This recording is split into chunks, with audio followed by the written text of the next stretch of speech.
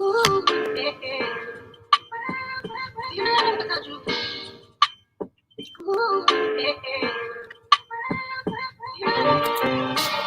did he get the drop on me? How did he convince you to be now with me? Yeah. Why couldn't you just rock with me? I'm changing, I know you've been through a lot with me. Yeah. I know that my ego wouldn't let you breathe. And I know that same ego never thought you'd leave. I'm not crying, I got allergies. I'll be lying cause I really want you back with me. Lost in there, blessing going wrong. Yeah. Left you unattended way too long. Yeah. I was just concerned about the drip. I buy you nice things that your heart couldn't fit. Yeah. Had too many games on the side. Now you ain't another man's ride. Put your feet up, getting love now. That should be us for now. I deserve. If I'ma keep it real, I'ma keep it real. I deserve to feel the way I made you feel. It was never you, it was always me. I was doing the most. My apologies. If I'ma keep it real, I'ma keep it real. I deserve to feel the way I made you feel. It was never you, it was always me. I was doing the most. My apologies. Told you I'd be home after the club, waiting by your phone while I'm going up.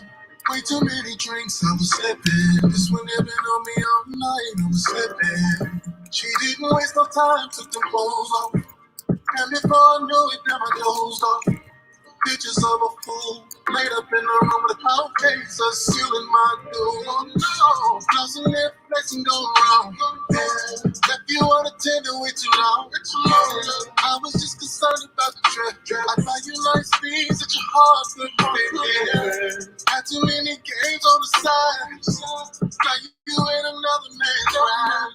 Put your feet up, getting love now. That should be up tonight. I'ma keep it real, I'ma keep it real. I deserve to feel the way I made you feel. It was never you, it was always me. I was doing the most, my apologies. If I'ma keep it real, I'ma keep it real. I deserve to feel the way I made you feel. It was never you, it was always me. I was doing the most, my apologies. But he ain't gonna take you on the places. That's fire right there. He ain't got the paper for behavior like this. You gon' be in line at the club. You gon' see the coach don't recline quite enough, yeah. You see y'all doing picnics, yeah, that's cool. He about to meet your parents, that's way too soon. Look what you done chose. Did he just propose? Oh, no. All right.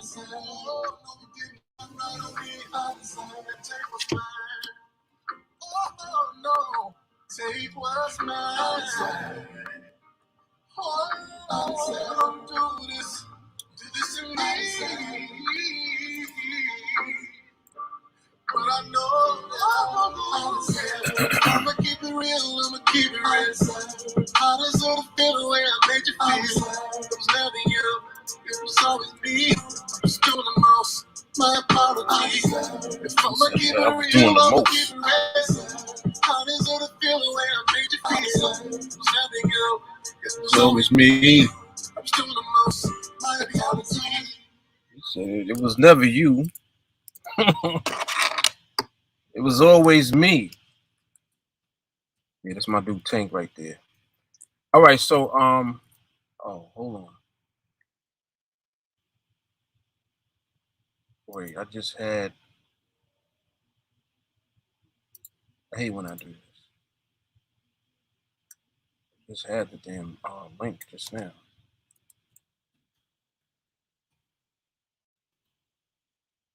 All right, here we go.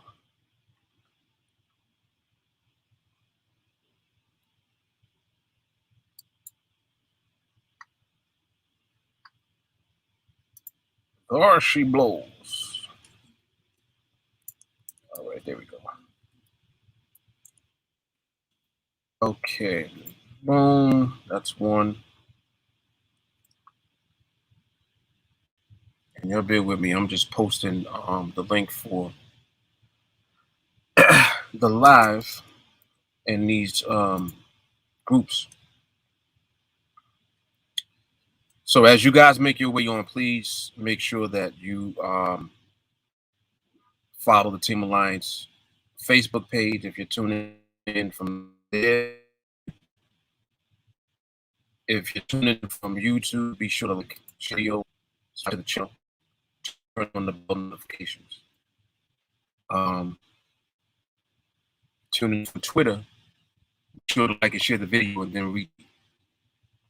All right. And what else we got? That's about it for distribution. I got one more place to put this. Wait, did I put it in this other group?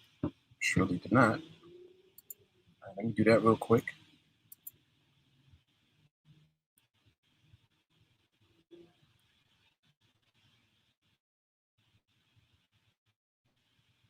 What is going on?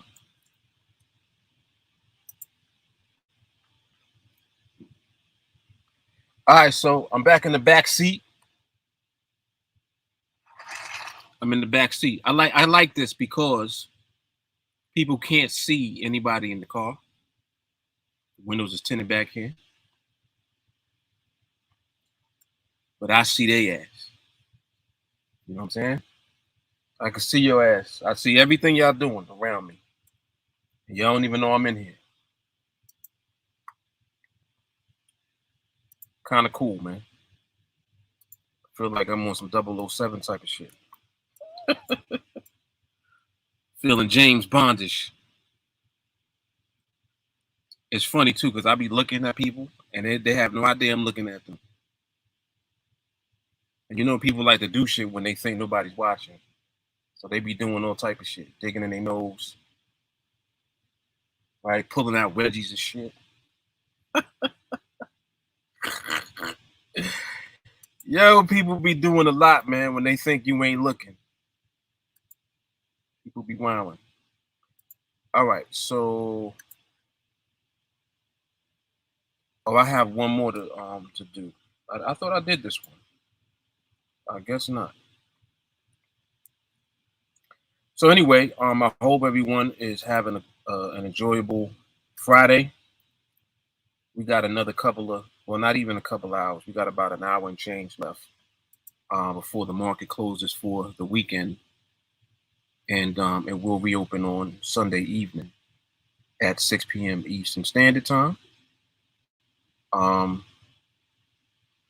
it will be shutting down in about an hour and 35 minutes. As a matter of fact, in exactly an hour and 35 minutes.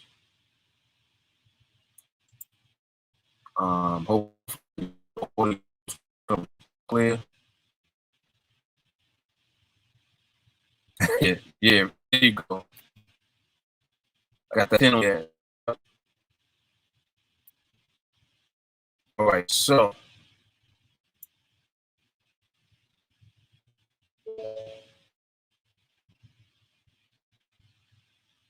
about to cut off. Don't cut it off. Yeah, I can cut it off. Yeah, I can cut off.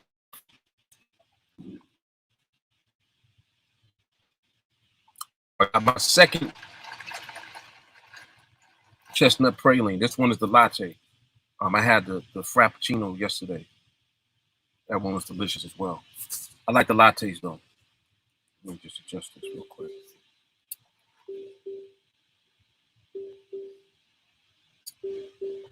Got the latte on deck, the iced latte. Tasting delicious as well. All right, so we're going to do some observation. If y'all have questions, please feel free to ask, especially if you're new. Ask whatever questions that you may have. If it's with regards to the trading platform, definitely ask questions. And if it's regarding training and learning a skill set, you can ask about that as well. But yes, please feel free to ask whatever questions that you may have. All right? Very important.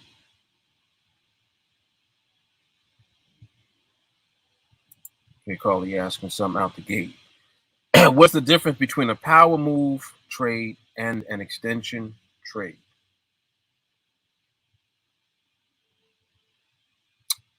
The difference between a power move trade and an extension trade.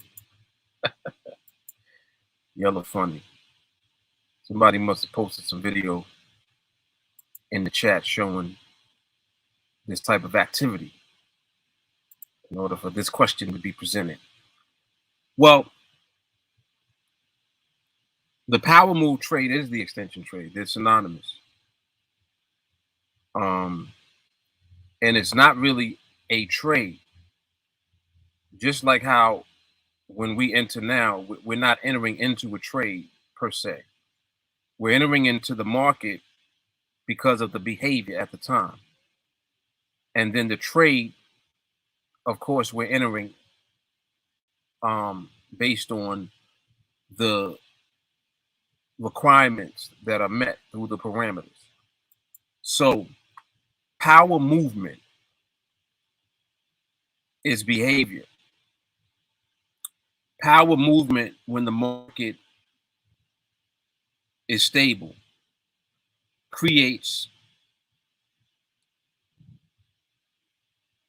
a situation where the environment and the behavior is moving in a way where the power of the market or the momentum of the market is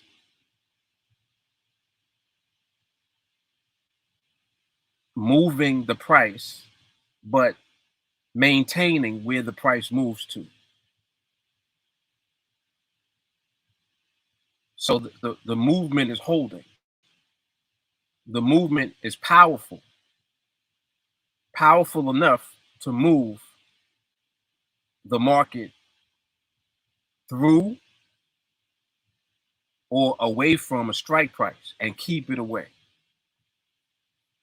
This is the basis or the idea behind power moves. The power move is a power move because the market's stable. So it's not the same as just momentum and volatility in the market. Power move means the power in the move is strong, and it's so powerful that it has also aligned with the market being stable when it moves. So the push is backed up by the fact that the market is going to stay where it's pushed to. So when you see the movement go, it goes and it stays. If it goes again, stays again. Instead of going, coming back, because there's reversal energy in the market. You know, going, coming back, then going back again. That's unstable behavior present during volatility or momentum. And the ability to see when the market is stable is the key to it. The same way that that's what we do when the market's slow. When the market slows down, it's easier to see the stability. That's why we wait for the market to slow down. So you can see how it's moving. When the market has momentum in it, it can be volatile. So there's a lot of energy in the movement, but it may not be stable as far as how it's moving. So what that energy turns into is big moves going back and forth instead of going and staying wherever it goes. So what I'm describing is the difference between momentum when the market's not stable versus momentum when the market is stable. Momentum present when the market is stable is the power move. Because that's what power does. Power is force, and it's so much force that there's no resistance to the force. So that's the same thing as stability in the movement. Because if the power is behind the movement and the market is stable, it hits hard. and it hits so hard, there's no resistance. There's nothing there for it to hit and then bounce off of and come back. Like, think of it in terms of if something moving at a very high speed and there's something here. This thing moving very high speed hits this, boom. If this is resistance, when this hits it, it'll hit it and kind of bounce off of it.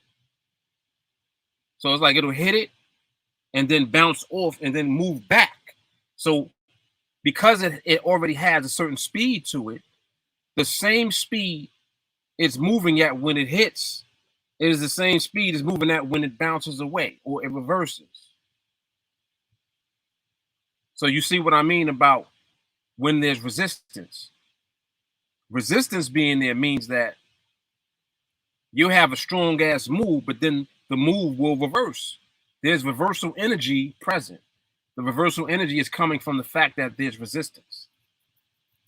There's something in the market present that the price is resisting, or I should say the price is responding to. That's a better word. Okay.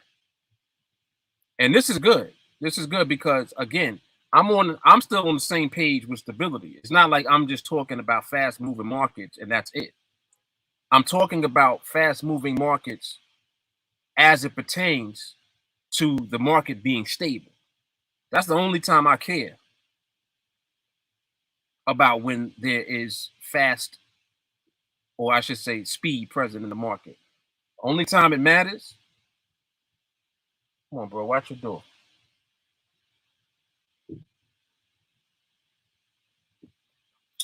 Only time it matters is when there's also stability present. That's the only time it matters.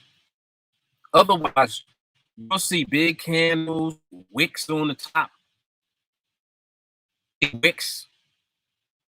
So, like people when we think about stuff, so they have to simplify it in their mind just so that they understand the basic of it. So, what people will say is fast market, slow market, but there's so much more to it than just that. People think if the market's slow, it automatically means that the market is going to move within a certain area. It's going to stay inside of an area. Like, they think that the market being slow means that it will automatically stay inside the box. We know that that's not true. We know that the market being slow is also subjective. Because when you say slow, what does that mean? Slow can just be slower than it was. Slow can be the market moving along horizontally. Slow could be the market transitioning. So you see how many variations of this language that there is, and it becomes more subjective for people because your interpretation of what slow is different. The same way that your interpretation of fast. Oh, when the market's fast. Well, what do you mean when you say the market's fast? What does that mean to you? You understand? That's why I don't ever talk about things just in limited terms. I go specifically into what I'm referring to. When I talk about power movement, that don't just mean speed. Power movement doesn't even just mean momentum. Power means that there's no resistance. So if there's no resistance, it means that the move commits and it stays where it goes. Just think about it. If there's nothing there to stop it, how far will it go if it has momentum? Think about that. It'll just go. There's nothing there to stop it. So if there's nothing there resisting that movement, then there would be no reason for the market to move and then come back against the momentum and the power that it has. Why would it come back if there's nothing resisting that power that's present or that energy that's present? So that's how I specifically named it power move. So you understand that doesn't just momentum can be present, but if there's resistance, now momentum can turn into unstable movement. So the same speed that it moved at going this way, if there's resistance somewhere in the market, that should have turned around and come back the other way, going the same speed. So where it started, it goes away from, and then it comes all the way back to where it started in the same candle. Y'all know what that looks like. And then what ends up happening, now we got a wick on it. And the wick is long. And you're looking like, damn, look at that. That should look like top of the Empire State Building. Because there's a long, skinny wick on top of a big candle. See? So that was a very good question, because it's bringing out the description of what I mean when I make reference to these different things that we look at in the market. Because you see what's the same. What's the same is the fact that I'm still talking about stability. That conversation doesn't change just because we're talking about bigger candles. Stability is still the key. Stability is the key regardless of what size the candles are. Because even if you got small candles, that don't mean that the market's stable. You can have small candles with wicks, right? Then you can have small candles with no wicks. You can have big candles with wicks. You can have big candles with no wicks. So what I would say about the faster moving market is that you want to be able to see when and when that momentum is so prevalent in the market that it keeps carrying the movement wherever the movement is. And I'm gonna explain that in a second. Let me see if I can use a visual example.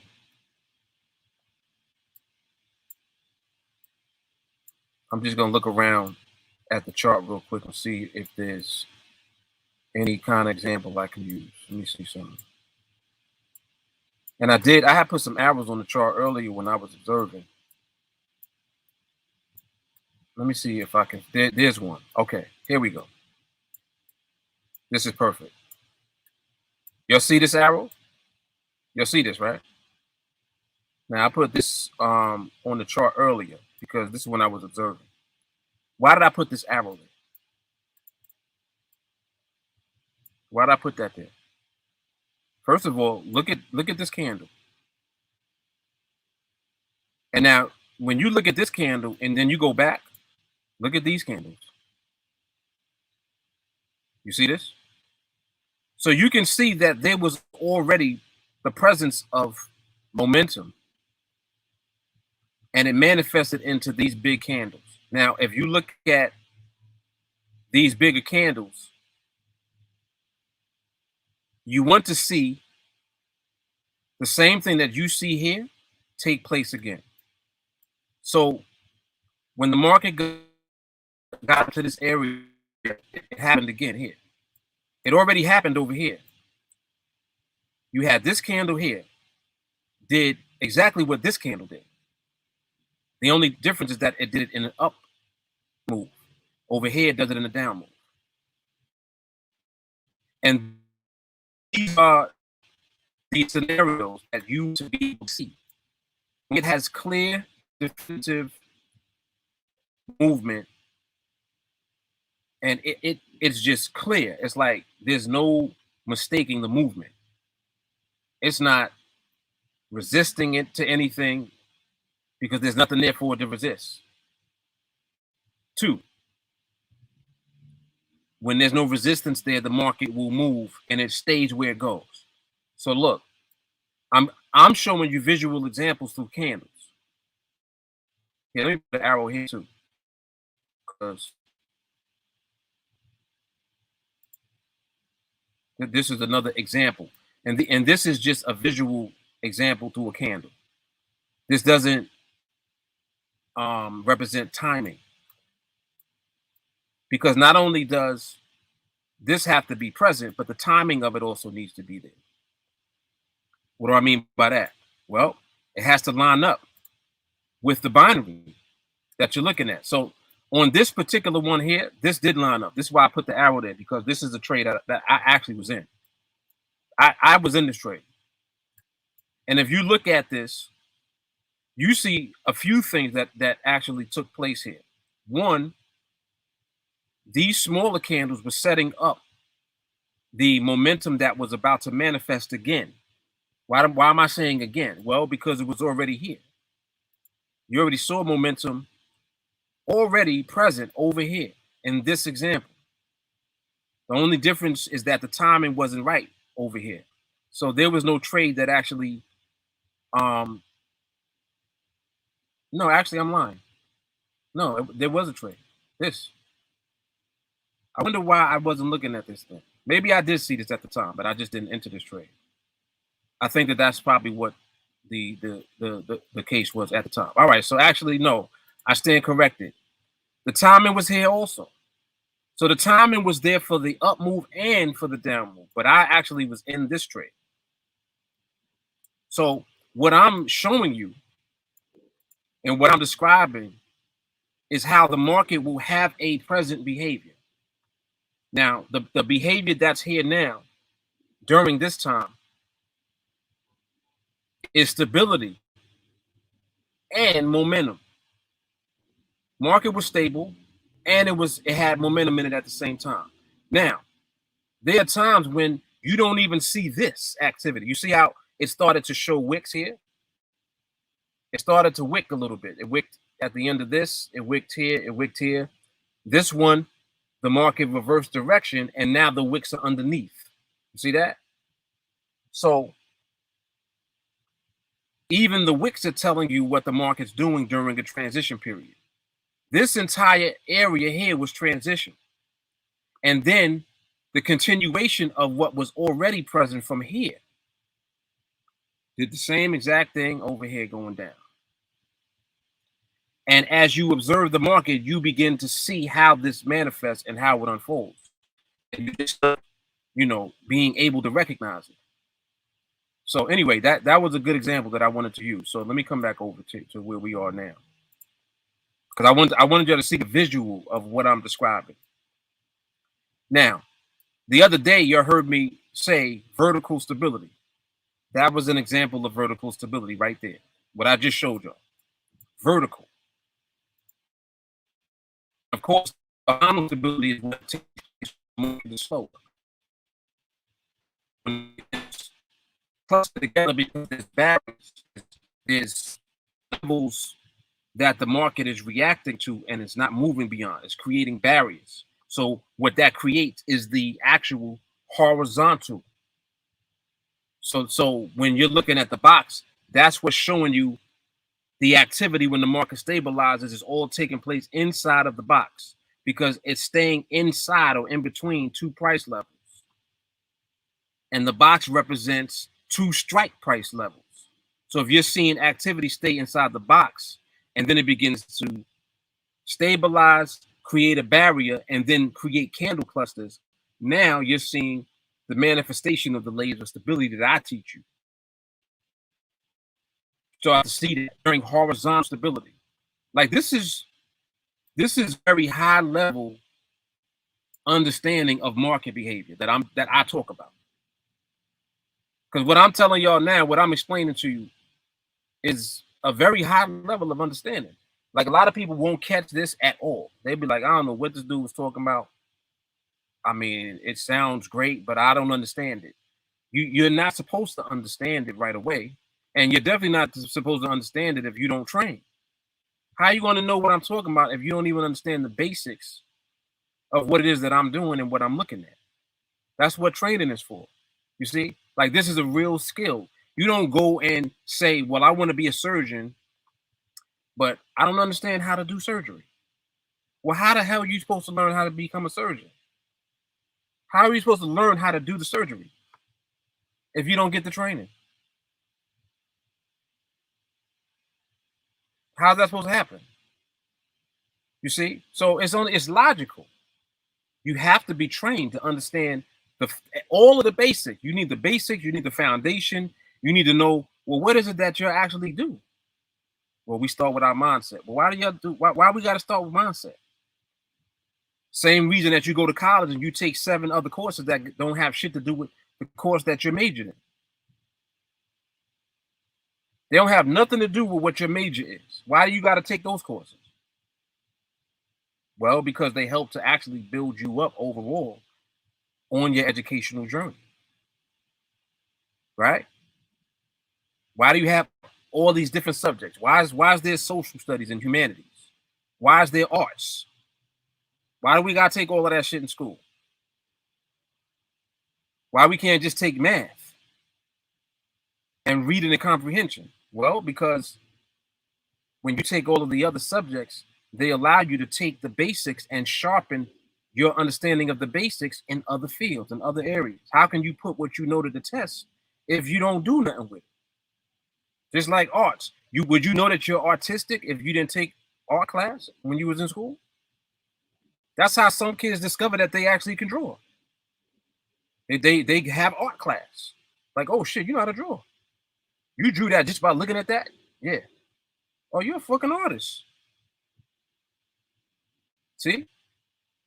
So it's kind of like that same dynamic. You have to learn everything that's necessary to execute what they exactly do professionally. So if you're here to learn how to understand the market and be profitable, some people will ask, well, why do you got to work on your mindset so much? Well, because you don't have patience. Well, why do you need patience? Because you're dealing with the market. What kind of question is that? See?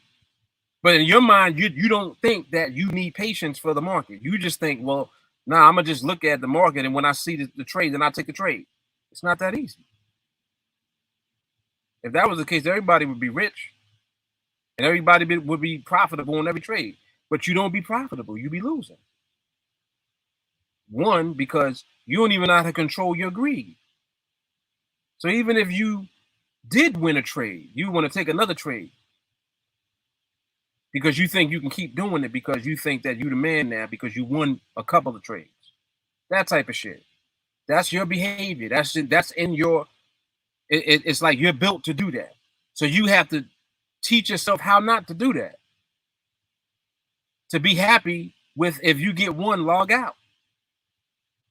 Oh well, I could have taken up 3 trades. There was 3 other trades.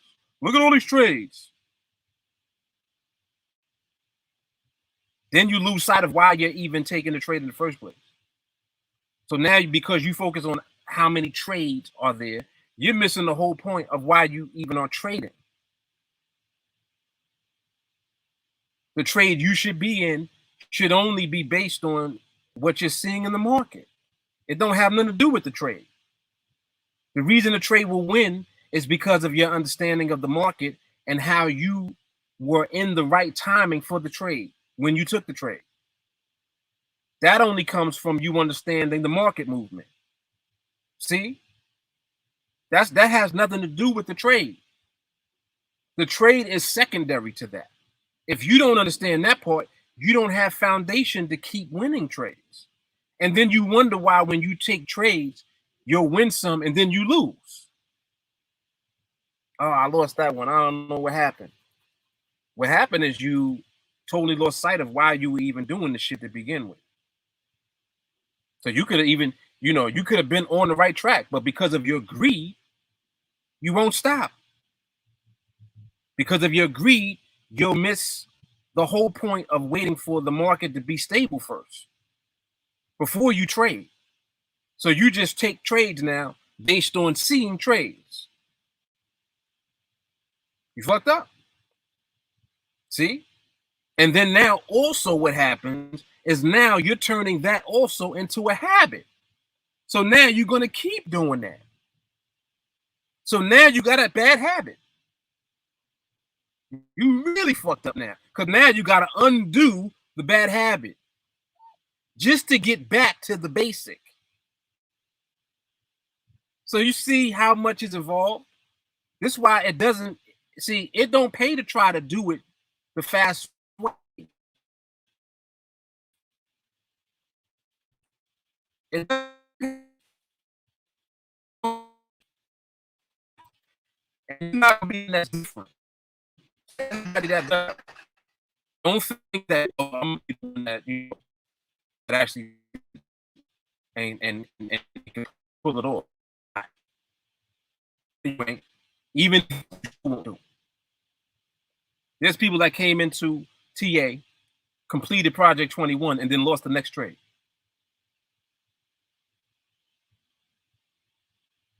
Lost the next trade. Emotionally, you know how much of a toll that's on you? If you, but what? You got to, you're taking all these trades, recording it all. You do that in a day. Like, I'm giving you an actual scenario. This actually happened in the group. And the person that did that is not here no more. They left. Because you're now you're emotionally fucked up. That's not professional. So this is what I'm saying. It's like, so what was the point of trying to do it fast? You surgeon. You don't come.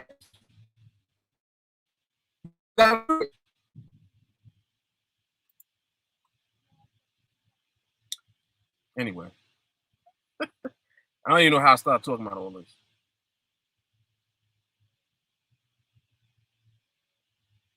Yeah, I see this internet acting stupid. I don't know why. I don't know what's up with this internet, man.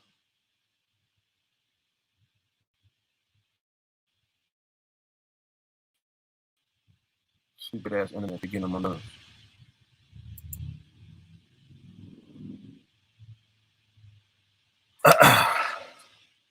Yeah, I just got to deal with it. All right, let me come back and see what other questions there were, because I don't want to miss a bunch of questions. I'm over here. Rant Man just popped up.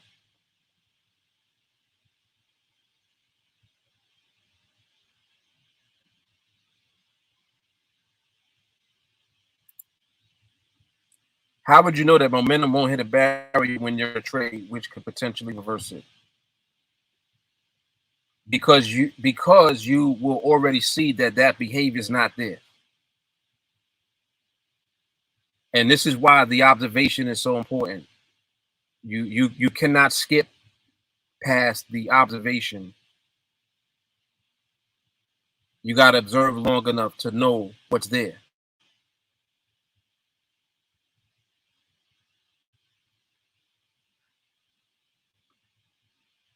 Carrie says it has taken months of training to get my BS out and be able to watch the market without always wanting to jump in. Thank you, Mark, for getting me on track. Yes.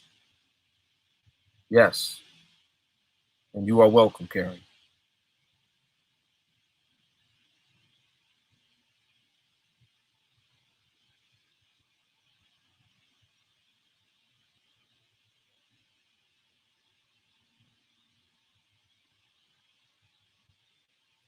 Yeah.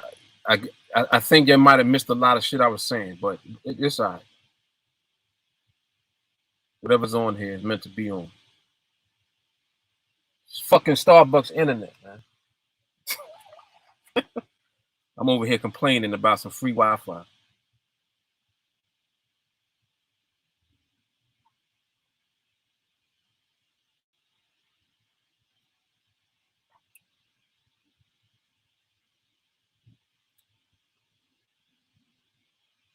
And the example you gave only saw momentum briefly. I understand why you're saying that. The momentum was even there before that. I just didn't go back that far. But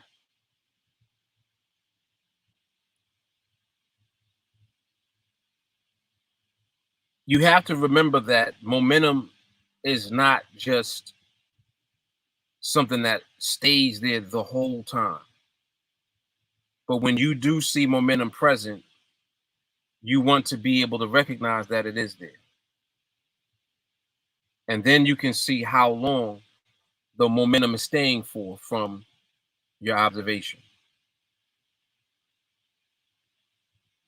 So it'll go through periods where there's more momentum, a little less momentum, then back to more momentum.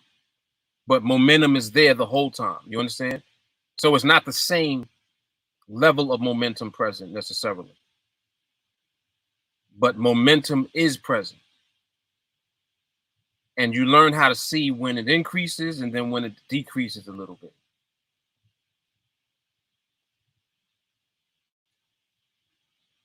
through observation.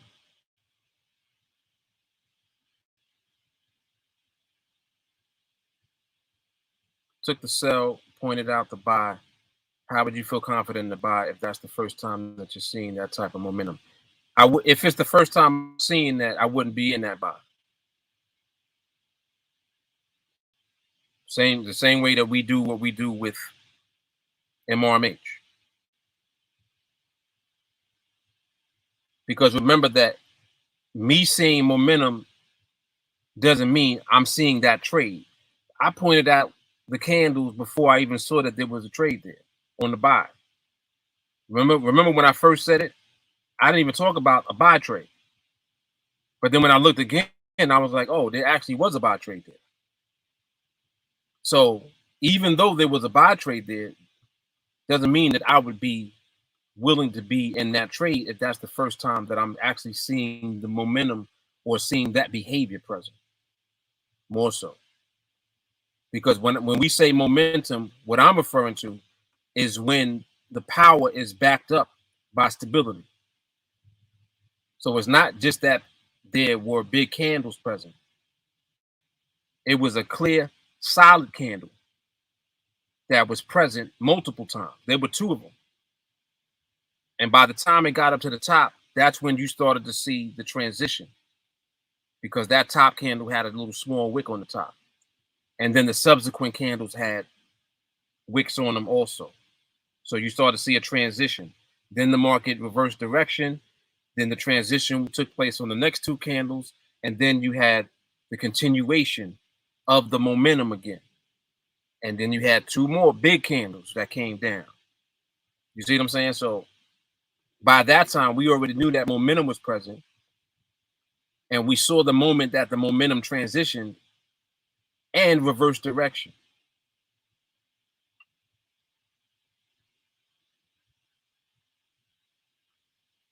This is good.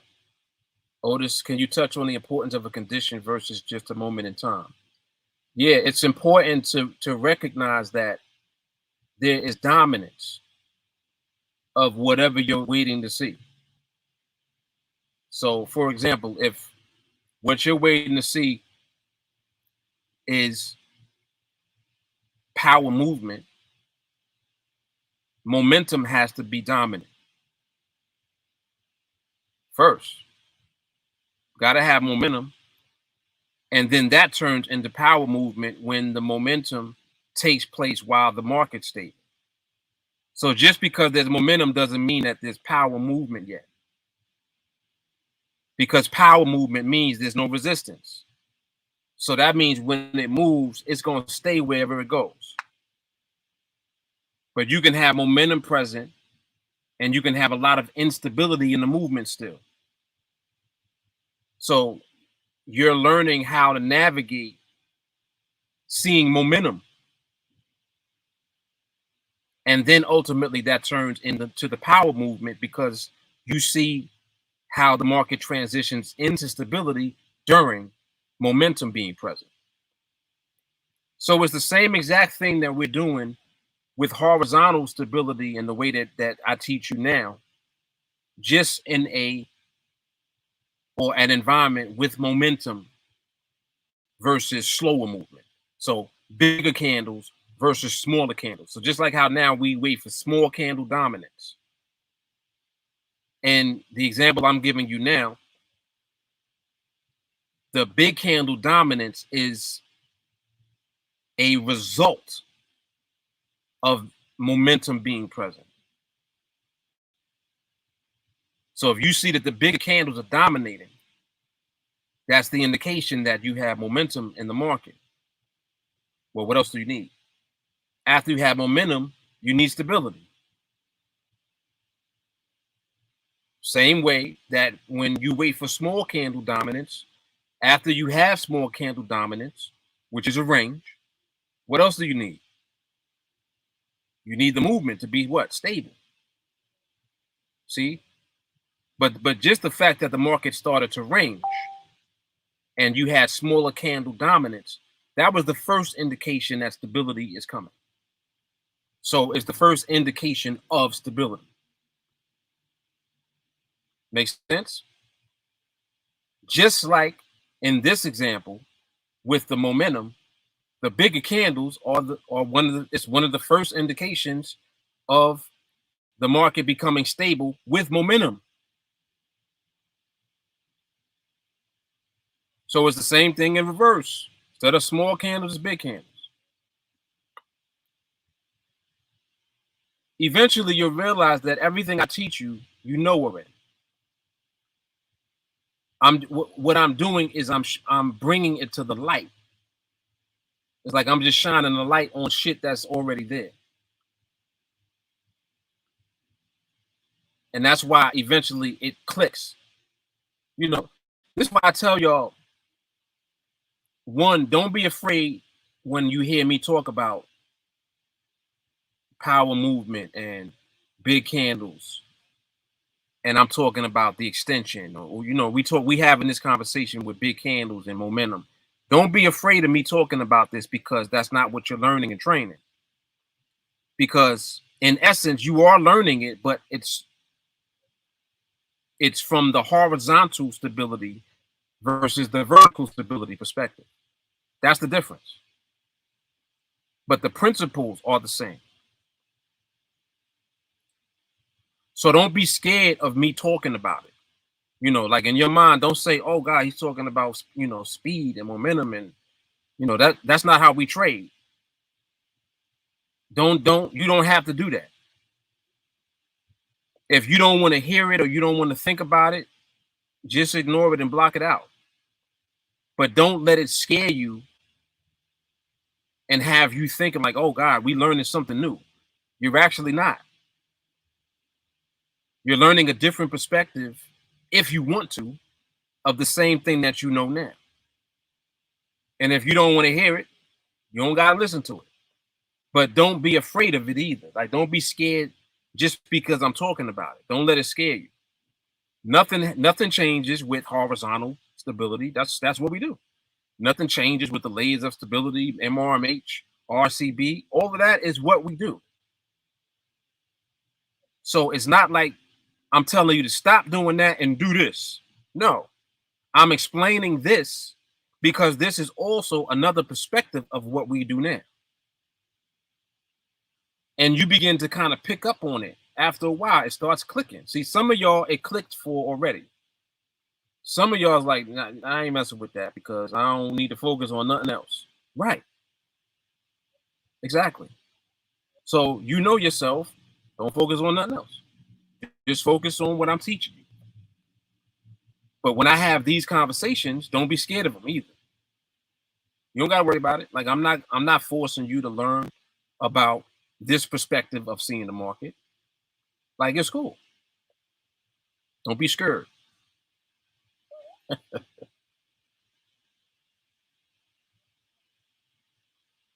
There you go. So basically, this is what I just said is what Shawnee's saying. Stay in your pocket. Just focus on what you are learning, and don't try to do extra shit because I'm talking about this. And that's basically what I'm saying. Like, you don't have to try to force yourself to do this just because I'm talking about it.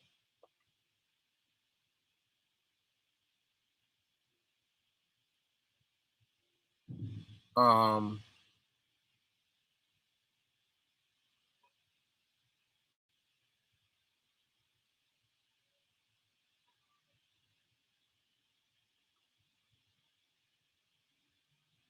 I see how the market does what we look for on a very macro level, but the timing of that is not something I'm comfortable with, nor trying to force still get paid without the momentum. Exactly. So you see, Angel represents what I just said. She here, she's listening, but she's like, that ain't my thing. And that's it. Just leave it at that. Because look what she said. She said, we still get paid without that. Hello? Before I ever started talking about that, we was doing horizontal stability the whole time.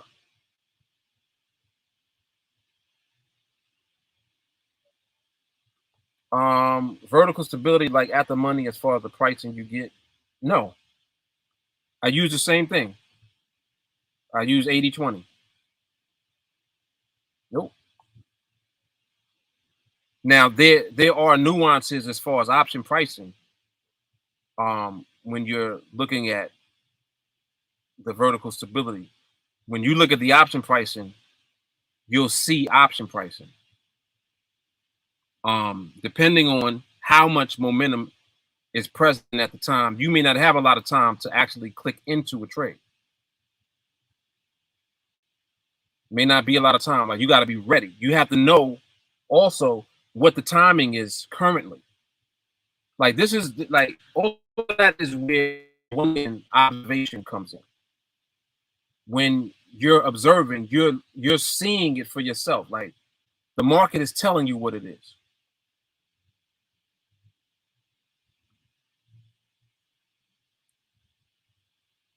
Let me see something. Let me see if because I haven't even been looking at the market just now. But this could have been one here. Um,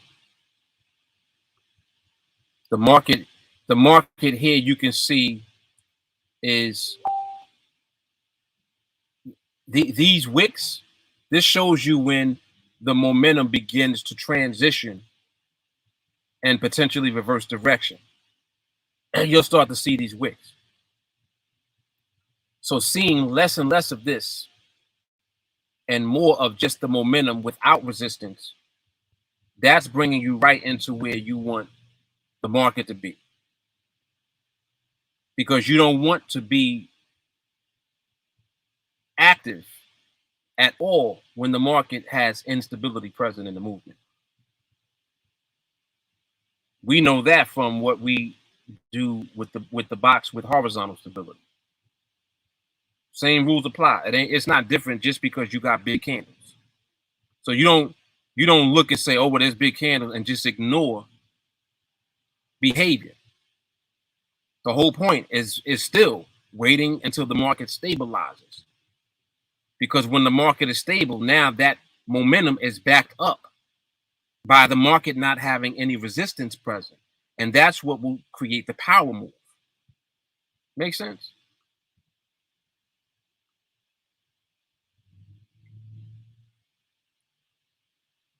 So there are nuances in the pricing, timing, all of that type of stuff. Without a doubt. Yes, there definitely are.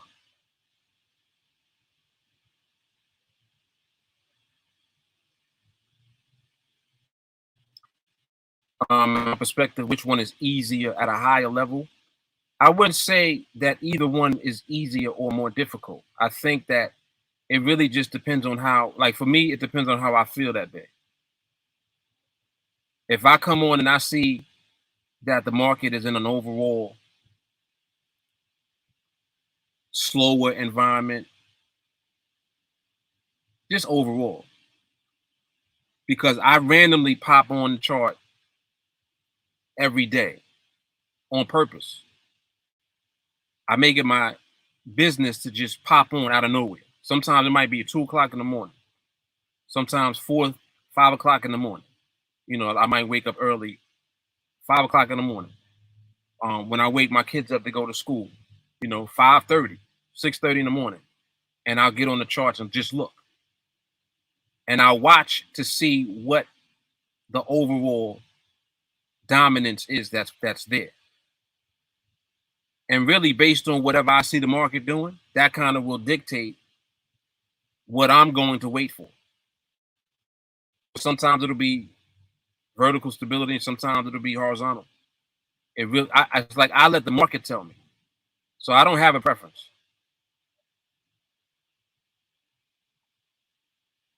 Yep, I don't have a preference.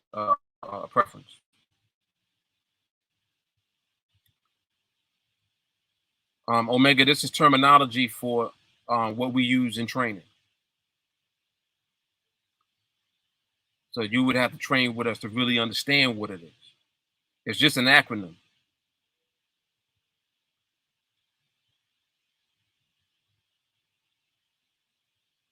What I'm saying, if market is running through a strike at that moment, you will get at the money pricing. Not saying we could for it, but because of positioning, that kind of pricing may be there.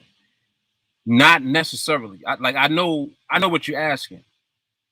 You're saying because it's crossing over the strike that you'll see at the money pricing, depending on the momentum and the timing of the movement that's present, you might see at the money pricing before it crosses the strike. You might see at the money pricing after it crosses the strike. So the timing of when you see that pricing is going to be determined again by the market, and also with whatever the condition is at the time. So depending on the level of momentum that you'll have, the market will be moving so fast, it won't even be across the line yet, and it'll already be in the 30s and 20s, for example, on the sell. Indicative is still above the line. You look at the sell on that option, it's in the 20s already. So the market didn't even go across the line yet. And it's like, damn, like why? Like, what's that? It's letting you see how much momentum that there is. So again, option pricing is our tool at all times. When you see that the timing is out of sync like that, it lets you know, like, okay, there's a lot of momentum present. But the question is not is there momentum present. The question is there stability present with the momentum? That's what we want.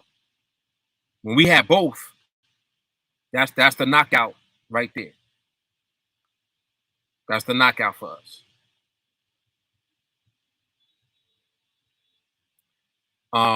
There's also something very powerful about crossovers. When the market crosses over the strike during the existing candle, though. I don't mean over a series of candles. Like sometimes it'll position itself like that over two candles. I'm not talking about that. I'm talking about one candle. When your one candle is crossing that strike during the last minute, when you have that power movement, those are the trades that I'll be in. But again, recognizing that behavior is already there. That's what you have to learn. So it's not even like it's a setup that you're waiting for. Like, oh, that's a setup Mark likes to take. No. Because if you just looked at it like a setup, that setup takes place at various times in the binary. It don't necessarily take place at the end. So it ain't about the setup. It's about the timing of everything taking place. And also seeing that behavior is already there. So you'll be ready if that does come. If it comes, you'll be prepared already to be in that trade because you know that, all right, it's here. Power movement is there. Here's the trade. Here it comes. And then that trade sets up. But the only reason that you're ready and willing to be in that trade is because the behavior is already there. Make sense? Behavior meaning stability and the momentum following the following behind the stability. Because the stability is already there with what I'm describing. You already got stability, momentum, boom, power. Now you got power. Now that move, there's nothing resisting it. So it ain't going to come back on you. That's that chicken dinner all day. So I'm, I'm just describing things so that you understand and you hear the language that I use and you attach that to the visual, that I give you.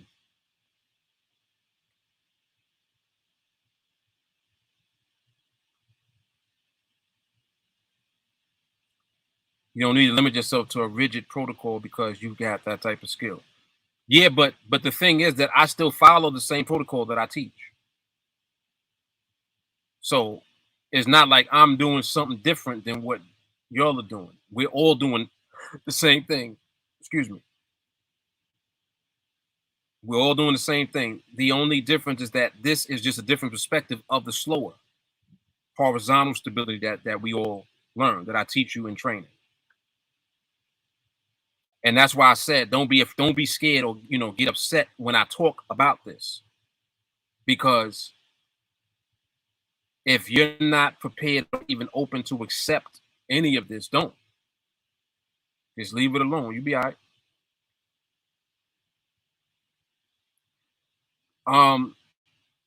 Either one. There's no preference. The same thing applies to both. So it don't matter if we buying or selling. It doesn't matter. Now look at what Otis is saying. Thresholds present to timing. Key is, do you know if the market is going to commit? So what does that even mean? Is the market stable? That's it. So nothing changes. Like I said, it's not like me talking about this means that it's something different. No. Just because you have big candles don't mean you have stable big candles. Whoa. Just because you have speed and momentum don't mean that it's stable. And if it's not stable, then you have no business being in the market yet. What does that sound like? Doesn't that sound like what we do already? So it's the same thing.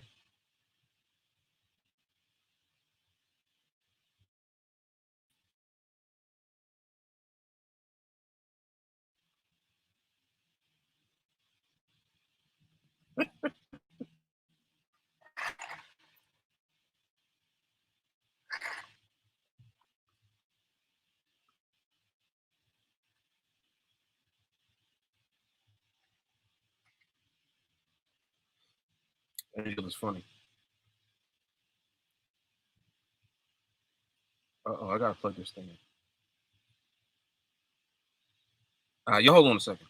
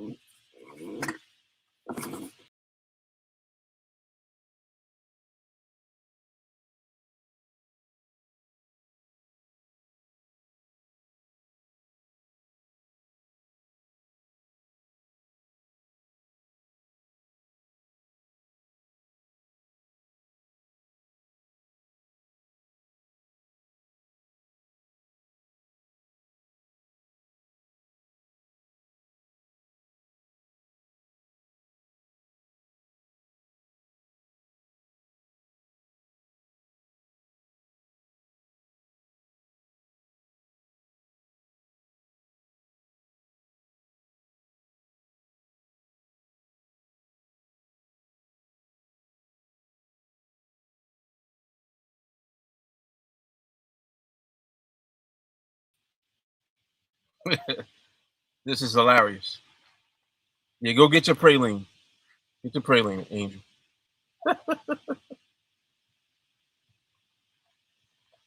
But it's true though. He's saying this is elevated what we do on a slower or in a slow condition, even though you're talking about speed, light bulbs, crazy. Yep.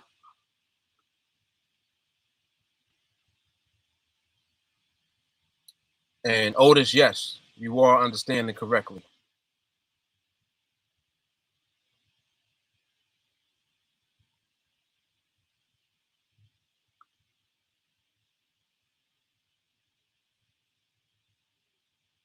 Yeah, very, very good analogy. Right. Right. Whatever the season is. So what Angel is talking about is the way I get on the chart and just see what the market's doing. And whatever's doing, that's what I wait for it to continue to do. Ooh, that's a good way to say it. Did y'all just hear that? Whatever it's doing is what I wait for it to continue to do. Whatever it's doing is what I wait for it to continue to do. That's hard.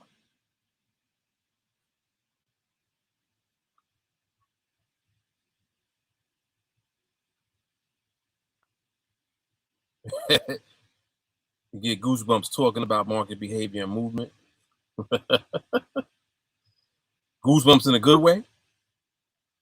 Or you mean you be scary?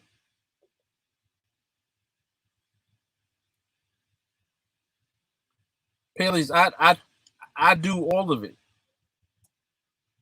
That's why I talk about it like in the open now, because I do whatever. I've done, I mean, again,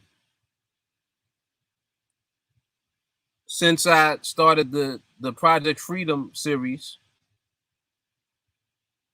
I had stopped at trade 25 on purpose. And I was gonna just come back and complete it, but I'm like, for what? So anyway, since then I've done Project Freedom like 6 or 7 more times, all in different ways. So some of them slow, horizontal stability, vertical stability, both. Like, just did 6 or 7 more of them since then. I did a whole project one time just to help a student. I was entering trades and showing them examples. And as I'm doing that, I'm scaling up. So literally did another project while I'm showing them how to look at the market through my examples. So again, I do all of it. Like so, but again, just like Shawnee said earlier, stay in your pocket. So whatever you are comfortable with doing, do that. All of it is still relevant to what we do. Bottom line is that you shouldn't do nothing without stability present. If you don't know what stability looks like, you got work to do. If you don't fully understand stability, you got work to do. You still in trade mode and you just trading and doing too much, you got work to do. So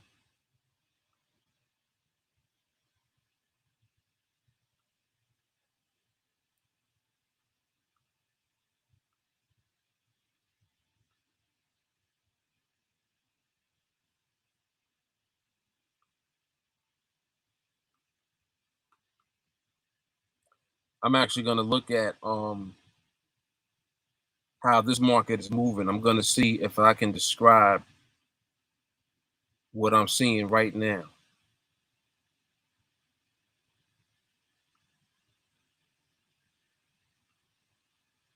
So we'll wait until we getting closer to the minute mark, and then I'll talk about it.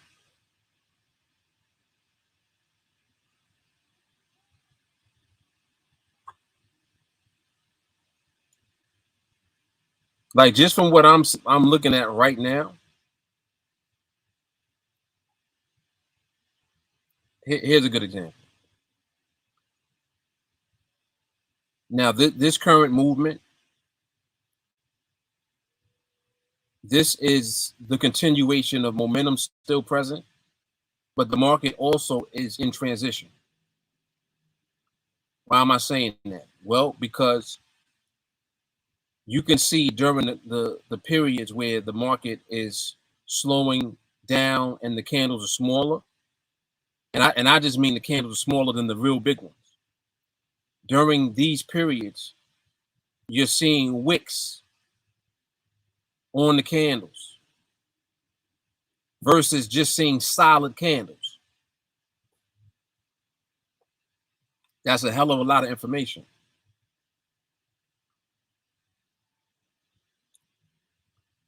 And I'm gonna show y'all something that I look at as far as quick glance whenever the market has momentum in it. I'm gonna show y'all in a second.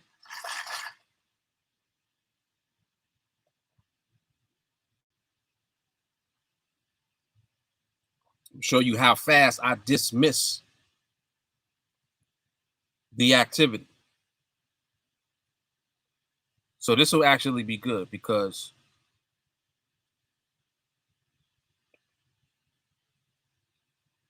this is going to do one of two things. It's either going to position for continuation going down, or it's going to stay up here in this box. And if it stays in the box, you'll see wicks on the candles more than likely. But let's see what it does. All right, so now look, you see how we're under the minute mark? Now watch this. You see with this position, this is perfectly positioned for continuation to go down. What am I looking at? Look at the indicative, and I'm looking at the option pricing. Now again, me looking at the option pricing, it would be the same thing that I normally would look at. If I'm selling, the threshold is 20. But look at the pricing on the option and look at how much time. For this entire minute, you just seen fluctuation. You've seen the option pricing just going back and forth, back and forth. And when you go back and watch this again, go back and look at this example again, because that was the perfect example of how I look at option pricing as the tool. And the option pricing was letting you know what the market was doing. The market was just pausing. See that? So look, and then look what happens. Then you get the new binary. Now the continuation move comes. So exactly what I described earlier about how the market will move and then it'll pause. And when it pauses and is transitioning, it's letting you know that the movement is doing something. It's responding to some type of resistance. That's why the momentum slowed down, and that's why the market will kind of go back and forth. It won't commit to whatever it's doing. That just now was the perfect example of how it was in perfect position. This was the perfect position right here. This was perfect.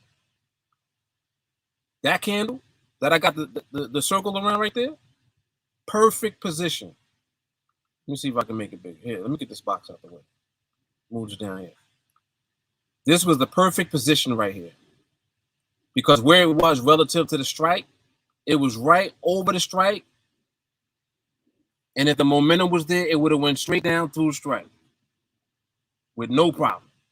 And you would have seen that reflected on option pricing.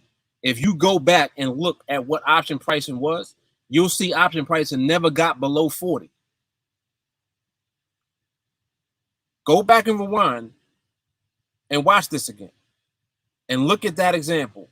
The option pricing never was under 40. It didn't go under 40. It was at 40, then it was at 40 something, then it went up into 60, right? Came back down to 50 something, then it went to 60 something. So you're seeing all this fluctuation. And when you look at where the market ended, look at where the market ended. 1 micropip above the strike. So the market was letting you know it's not just going straight up. It's positioned to go down, but the momentum is not there right now. So it ain't going.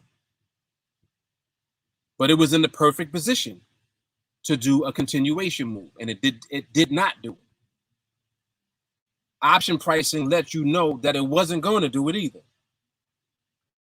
Your option price never went below 40. So if you're the type to look at it and like, oh, I know this is going to go one day, and I'll make $40. and you enter the trade. Oh yeah, this is an after money for me. Make $40 on this. You would have lost $60. See?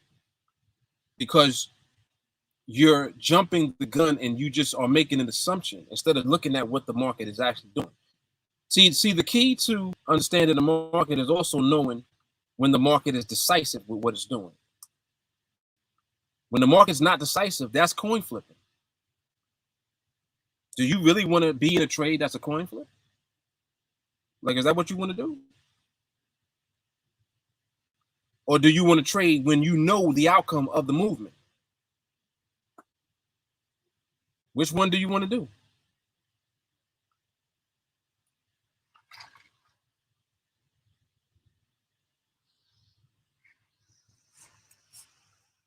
All right.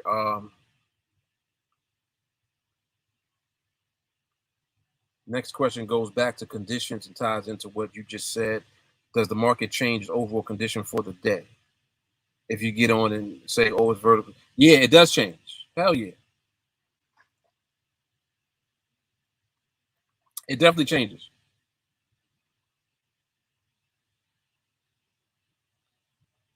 Would you be paying attention to when it transitions to horizontal and then change your approach? No, what I typically do is,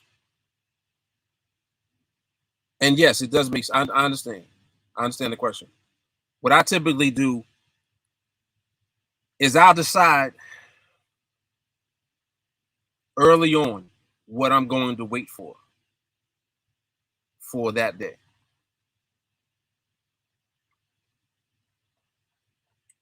It's usually aligned with whatever I see first.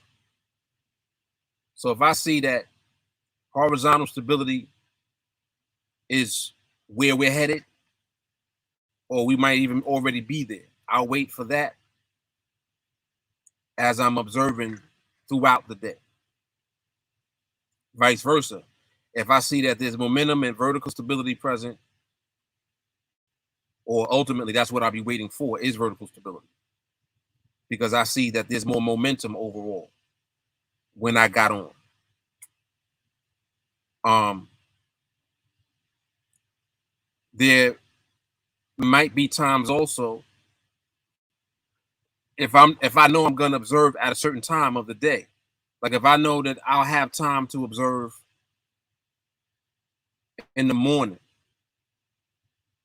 I'll accept whatever the market's doing and wait for that to repeat. So it might start off with momentum and then it might slow down. I'll wait for the momentum to come back because that's what I saw first. If it starts off with slow environment, I'll wait for horizontal stability because that's what I saw first. Does that make sense? So I really will let the market decide what I'm going to do.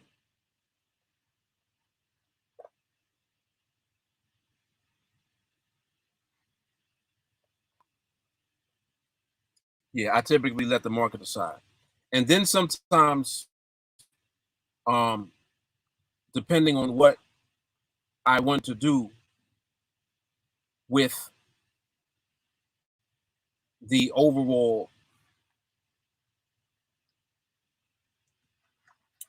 recordings that I'm doing at the time,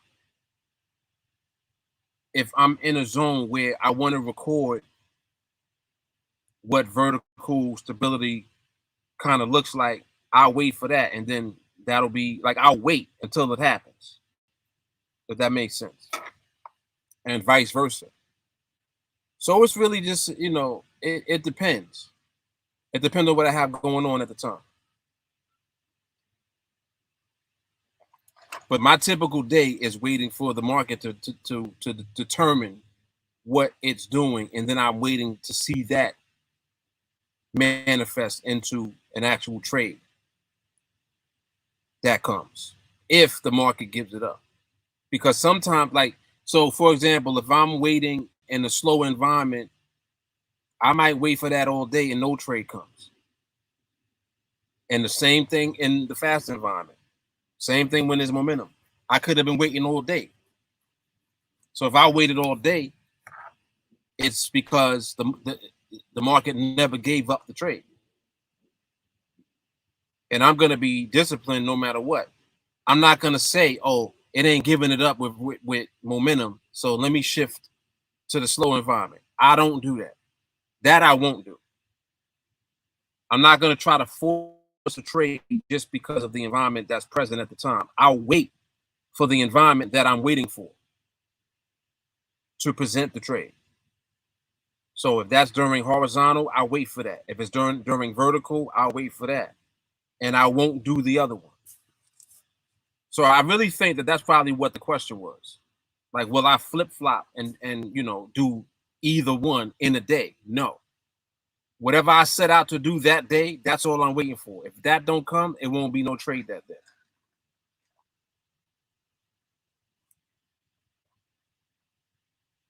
Yep. Yeah, I'm gonna bring back the vlog. I'll bring it back at some point. I need somebody to record because it's hard to hold up the phone and record when you're doing shit.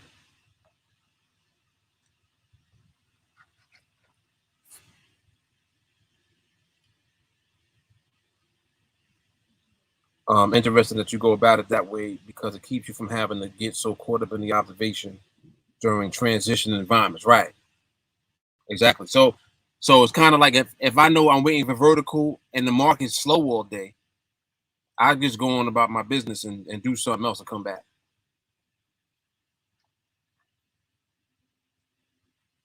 Mm-hmm.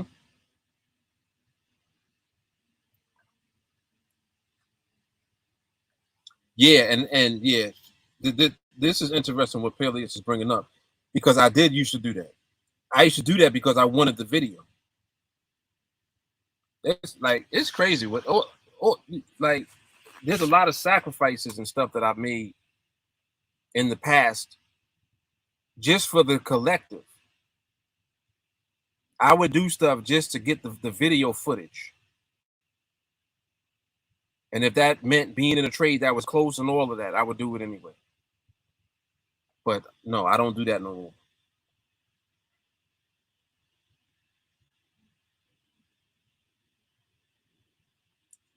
more. In a nutshell, can you trade every day with the vertical horizontal? Because in essence, the market is either going up, down, or sideways.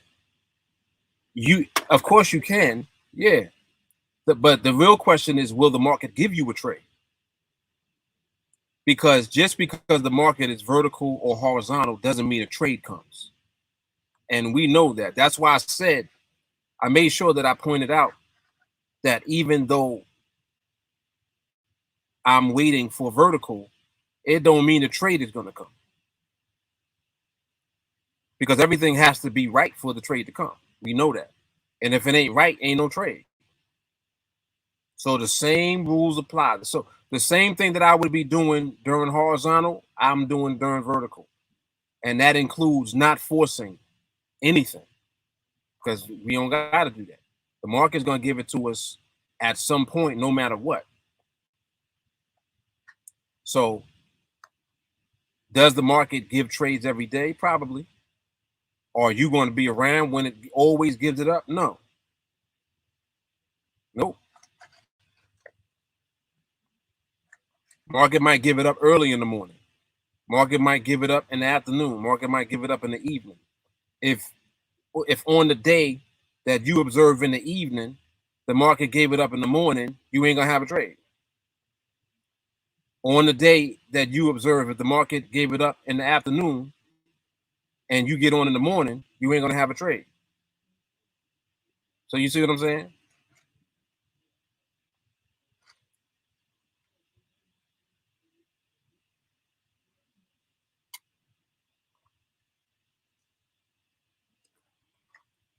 Yeah, that's what it used to be. Yep.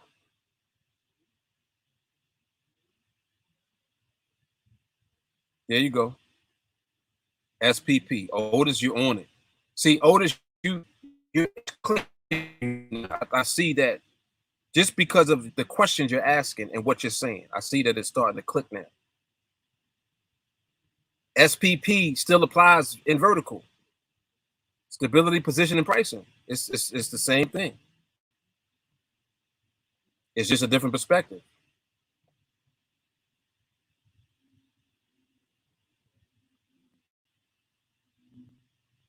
Angel is on point. Speed is separate from behavior. In 301, what is environment?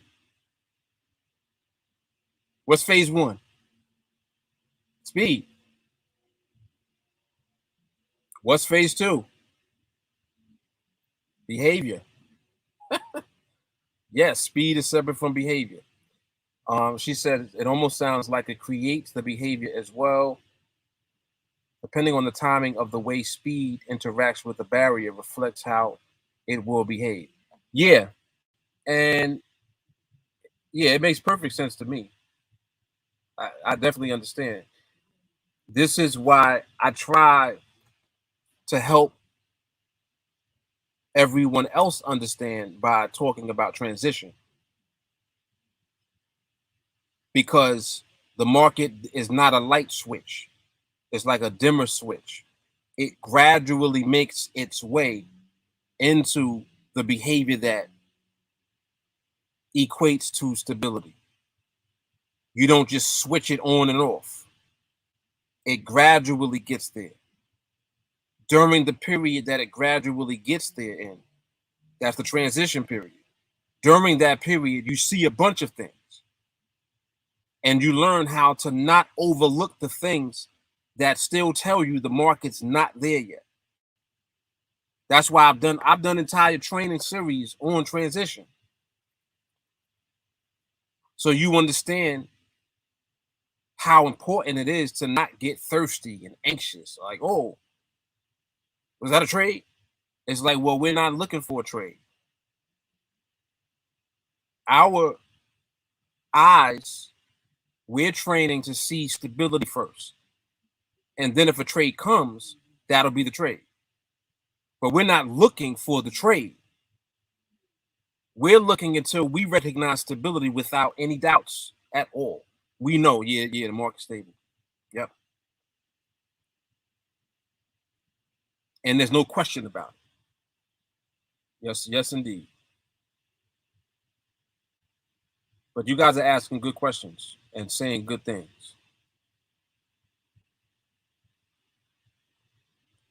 Market cannot give a trade every day. That's an anomaly for a day trader because they're used to trading every day. If your behavior is not there, it's not there.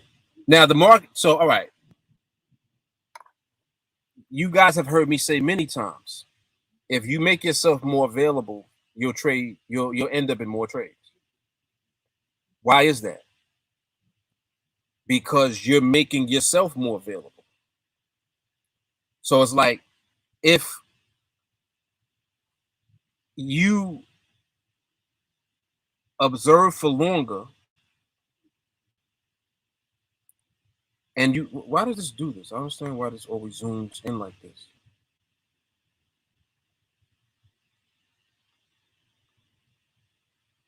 If you observe for longer, you increase the potential for an opportunity to be seen.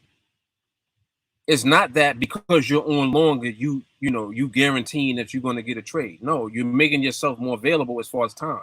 There's 23 hours in a day for you to observe on this platform. You ain't going to be here 23 hours a day watching. So you pick and choose what time and when you watch. Right? That can be whenever you decide. Whenever that is, that's when you're going to observe. Now, if for you it's 3 hours, if you observe for 6 hours, do you think that you'll increase the potential for you to end up in a trade? Yes. Why? Because you made yourself more available. You've watched now for longer. That increases the potential for you to end up seeing an actual trade come because you're watching for more time. So that's how you can potentially increase whether or not you'll end up in the trade. If you increase your observation time, yes, you will increase the potential to be in trade.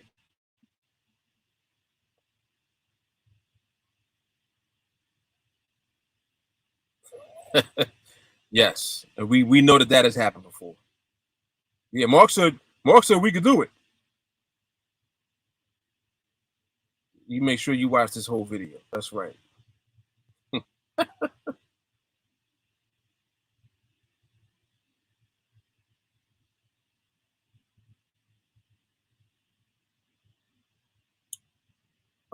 That's why you may see wicks when it's horizontal because of the way the barrier and the speed are intertwining. The barrier holds even with the wicks. Nothing to do but something to see. Yes. Yes. Very good, Angel. Very good. Yep. And the whole purpose of process of elimination is to eliminate as much as you can from the equation that could potentially throw off the outcome of what you're doing in the market. If you have two layers of stability, the one layer that you don't have could distort the outcome of the market movement, which ultimately could distort the outcome of your trade. If you have all the layers of stability, there's nothing stopping the outcome of the movement. Everything's there. So if you have everything, which what do you think is going to give you the better chance at being profitable when you trade? Having more or having less layers? Obviously having more. You're taking a chance by having less. And our goal is to eliminate taking a chance. We don't want to take a chance at all. We want to know the outcome. In order to do that, wait for all the layers. And that same rule applies even during vertical. It's not different. Like, we don't just do extra shit just because we're looking at the market from the larger candle perspective and momentum and, a fast environment. We ain't going to do nothing different. The only difference is the perspective. But the protocol is the same. Just like someone was asking earlier, I think it was Shiny, was asking about, well, can you do at the money trades with the momentum? And it's like, well, nah, we're not switching up to at the money just because there's at the money pricing. Perfect example was what I just showed you a little while ago with the here, let me hold on.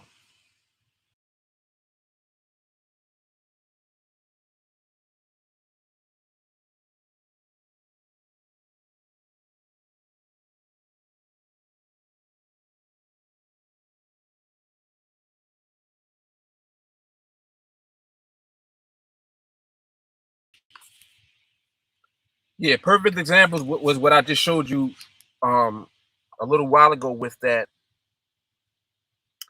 setup with the option pricing where it was in the 40s.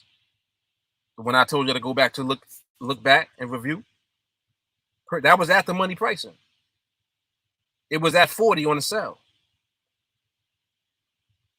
But it being at 40 and never even showing pricing in the 20s. What does that tell us? That tells us a lot. See? So our protocol is the same, even though that was a moment where we're looking from the perspective of vertical stability. No mas. It wasn't good. See? So we apply the same protocol regardless. We're not switching up just because it's a different perspective.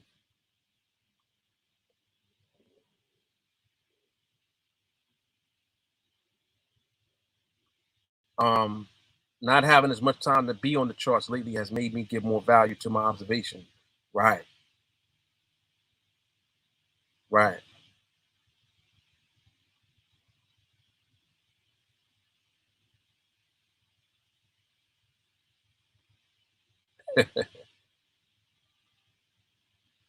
You said it was a little imitating. What are you trying to say? A little irritating? Are you telling me that I irritated you? Is that what you're saying, Peleus? Yo, these young whippersnappers, man. You said you was doing a one-a-day challenge. It was irritating me.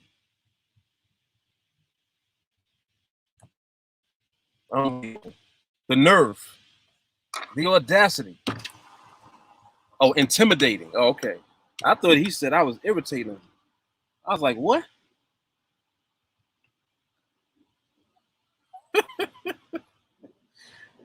Intimidating. Okay, I got you. Right, and I understand that. I understand. I mean, a lot of this is intimidating to a lot of people. Um, People get intimidated when you keep doing something that they can't do at all. You know, like they're watching you do something over and over again, and they tried to do it one time and couldn't do it. It's easy to be intimidated by that shit, definitely.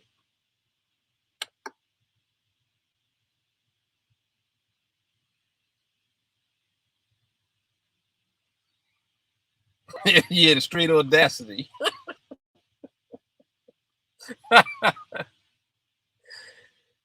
Nah, I knew that young Yoda was. I knew he wasn't saying that. I just was messing with him. That shit was funny though. Yeah, the pleasure's mine, bro. The pleasure is mine. Yeah, definitely less intimidated. Absolutely. Right. And really longer than that. It's 30. It's closer to 30 years now. Because I'm 43 and I've been really doing this since 12. So it's like 31 years. Ain't that crazy? That sounds crazy to me. Like how I'm walking around talking about, yeah, I've been doing this for 31 years. I really sound like I'm on some grandpa shit. Like you've been doing it for 31 years. And it's people that's not even 31 years old.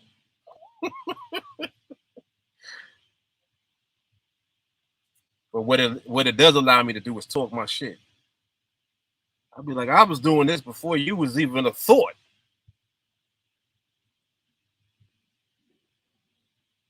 I was doing this before you was, you know, how old shit.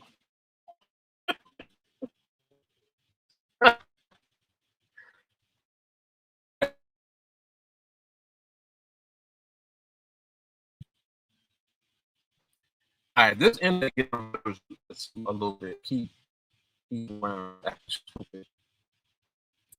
All right, so were there any other questions? Market's about to close another 4 minutes anyway. But this was a good live stream. This was very good. I hope the internet connection wasn't too bad.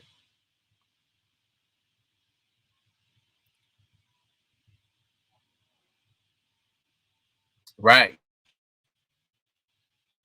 right. Yeah, it was season 2017. Yeah, you're right about that. Yeah, this internet is real funky today. This shit is corny.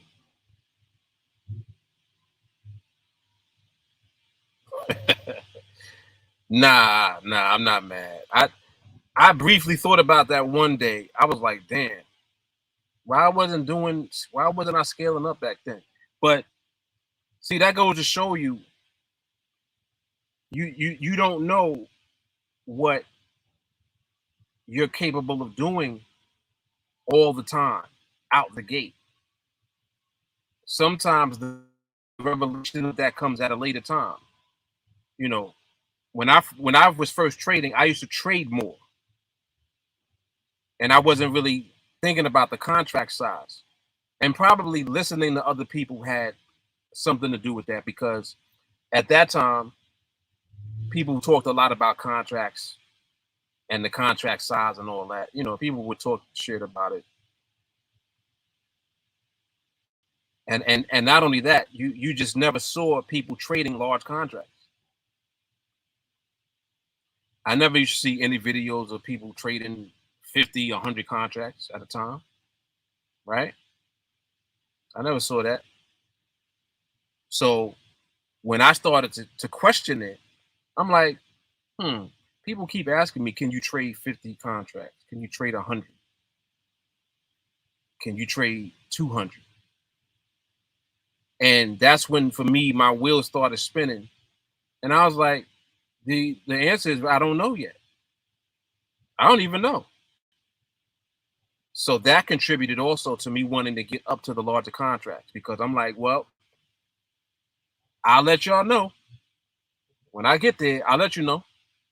And that's exactly what happened. And then everything just unfolded from there. So now I could see, like, oh, snap. I'm getting filled at 100. I'm getting filled at 150.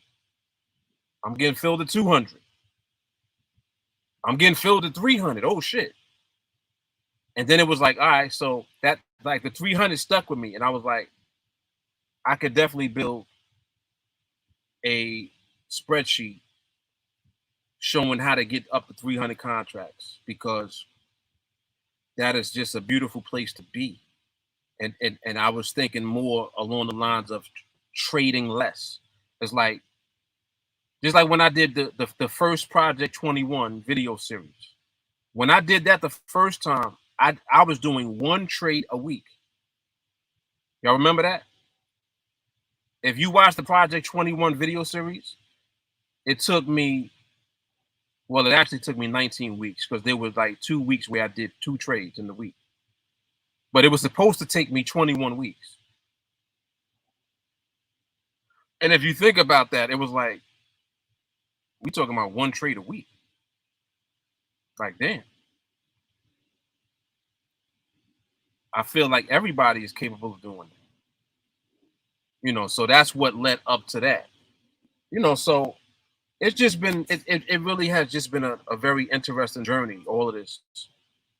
But I think that the point that we're at now we're at the point where it's like the training and everything that we do is so clear and so concise that now it weeds out and it filters out the folks that are serious about making this a profession and those who are not.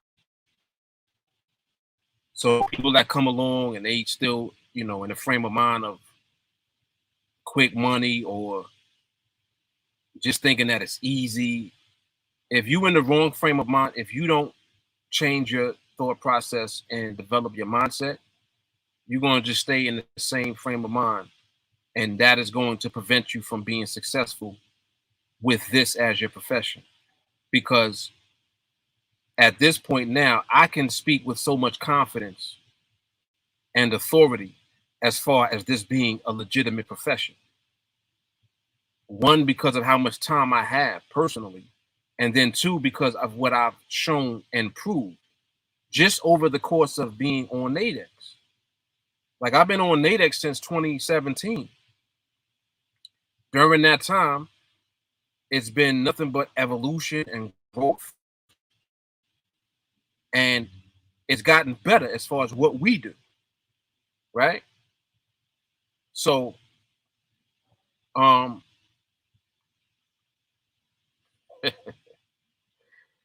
Peter North. Oh shit, what's up, man?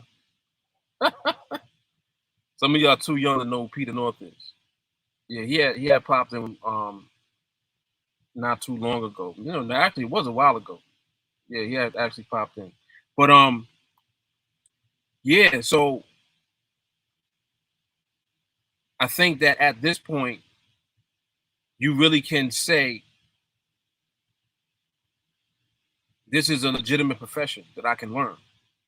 One, there's a blueprint for it. Two, you know, there's mentorship for it. Like, I can actually learn from this guy versus Now all that shit is a scam. No, you can't say that anymore. There's too much valuable information and education just on my channel alone. There's more education than anything. So when you come around here and when you start watching the videos and watching the content, you're learning. It's not like you're just watching me tell you about something that is not true. It's like it's all true. This is what we actually are capable of doing. This is really the only vehicle, in my opinion, that you can utilize to surpass any income level that you can think of. Like that, like just imagine, like where I'm at now. I'm in the parking lot of Starbucks. I see a bunch of people walking around. All these people, I make more money than them. And I don't have to go around like telling everybody that. But it is what it is. Like I'm in a profession and I have a skill set that allows me to basically make as much money as I want to make. And that's just a fact. So just think about that. You know, it's like without having to do anything aside from just learn it, you're in position to duplicate the same thing that you see me do. Everything I teach you, everything I talk about, you know, mindset, stuff that we have to focus on mentally. All of that shit is important because it's a part of the profession that we're in. We're in a profession where you need an elevated mindset, period. So if you come into this with the wrong thinking, it won't work for you because you have to elevate your mindset first. You know what I mean? So, but anyway, yeah, so look like the market closed.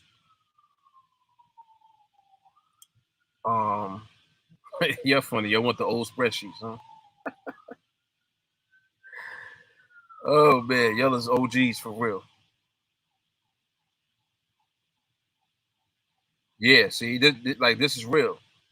Mo said this journey has not been easy. It's been very eye and mind opening. Exactly, exactly. And it's it's something that pays off by you sticking with it instead of having expectations that are not realistic because you're not going to do certain things.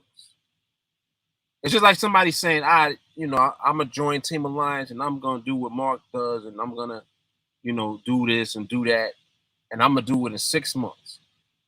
Sounds great. Like it sounds really good. But the real question is, are you going to develop your mindset during that time?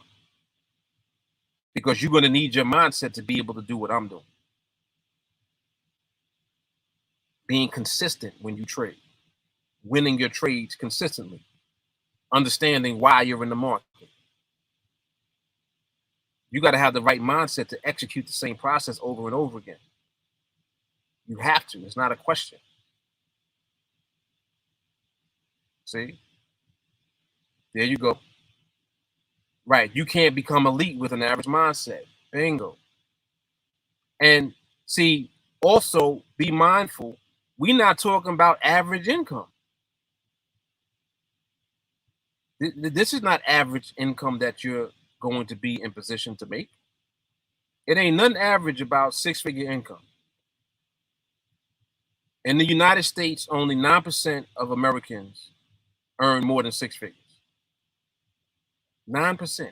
That means 91% don't. The lower that you go as far as percentage, the higher the income is that you have to earn. To be in the top 5%, you got to be making 300,000 plus. 300 some thousand, 320 some thousand, something like that.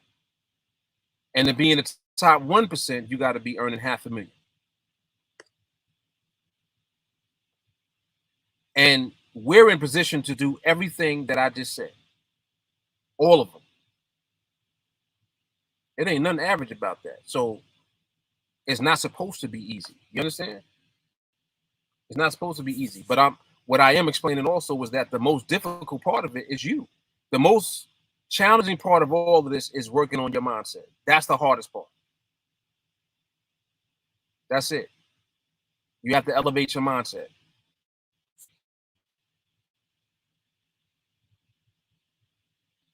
Right. Exactly. Everybody would do it. And yeah, and just in general, we are like a peculiar group of people. That is a fact. Right. Successful traders. There you go.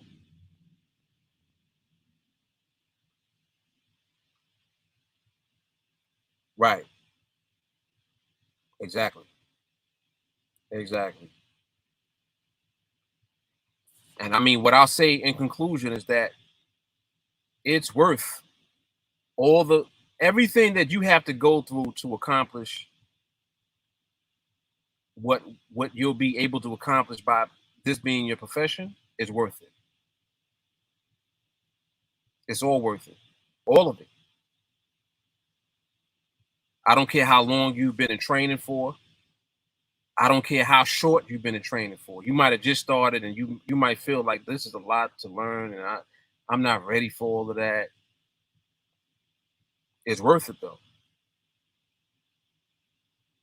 It's worth it because I assure you what'll happen is the same thing that pretty much happens for everybody that leaves. When it's kind of like when you are somewhere that you know that you really want to be and then you leave, there's a longing to come back, even though you know that by coming back you'll be uncomfortable there. And what I mean by that is you know that when you're here you have to work. You know that. You know that there is no free lunch. You got to put in the work when you train. You have to do it. Now, you may not want to do it though. So in your mind now, you're trying to justify the reasons not to do it. You have to do this because there's a longing for you to come back. You really want to come back and you really want to do this. But there's also a lot of bullshit that you are not ready to deal with. So you have to justify the reasons why you're not going to come back. And this is what people do. For I know this for a fact. You keep justifying reasons why not. Oh, I tried it, it didn't work for me. Oh, I'm not ready. When I'm ready, I go back. What does that even mean? Because you have to realize that time is going by in the meantime. You got time. Month after month, month after month. Months turn into a year. Year turned into 2 years. And it's like, do you realize what you could have accomplished in a year or two? Even if you don't get in position the way that I'm in position, do you realize where you'll be in a year or two if you actually put the work in? It's crazy. All right. All right. She said a couple of y'all can't come back though. Yeah, some of them. Some of them. It's not a lot of them though. It's not a lot of them.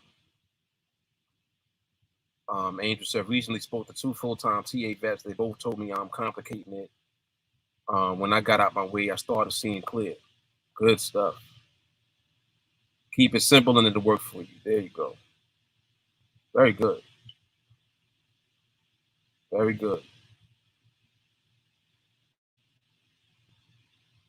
All right, y'all. Let me get out of here, man. So listen, everybody, y'all enjoy your weekend.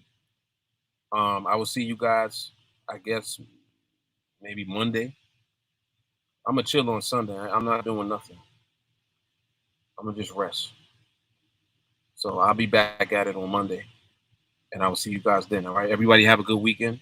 Make sure that you'll watch the replay of this. This was really good today, even with this sketchy ass internet. All right, y'all. So I'm out. You know what it is. Mark Fuller, TeamAlliance.